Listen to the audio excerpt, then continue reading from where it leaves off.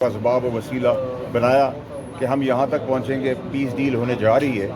پھر میں آپ سے کہوں گا کہ صرف ایک آدمی کا کمال ہے، فیلڈ مارشل کا. اس کو جتنا کریڈٹ دینا چاہیے کم ہے.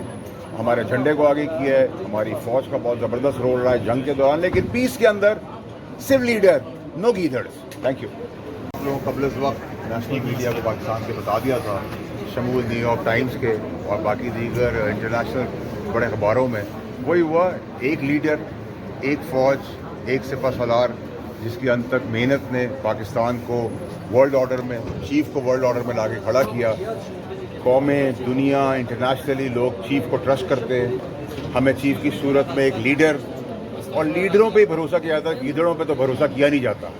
تو ہمارے پاس ورلڈ فورم پہ پاکستان کو آسمان پہ لایا. نہ کہ صرف ہم نے شکست دی انڈیا کو فیلڈ مارشل کی سربراہی میں، ہم نے انڈیا کے بعد صرف اس خطے میں نہیں بلکہ پوری دنیا کے ورلڈ پیس کے اندر جو امپورٹنٹ رول پلے کیا، اور جس کی بدولت اللہ تعالیٰ نے ان کو اسباب و وسیلہ بنایا کہ ہم یہاں تک پہنچیں گے. پیس ڈیل ہونے جا رہی ہے. پھر میں آپ سے کہوں گا کہ صرف ایک آدمی کا کمال ہے، فیلڈ مارشل کا. اس کو جتنا کریڈٹ دینا چاہیے کم ہے. ہمارے جھنڈے کو آگے کیا ہے، ہماری فوج کا بہت زبردست رول رہا ہے جنگ کے دوران، لیکن پیس کے اندر صرف لیڈر، نو گیدڑز. Thank you.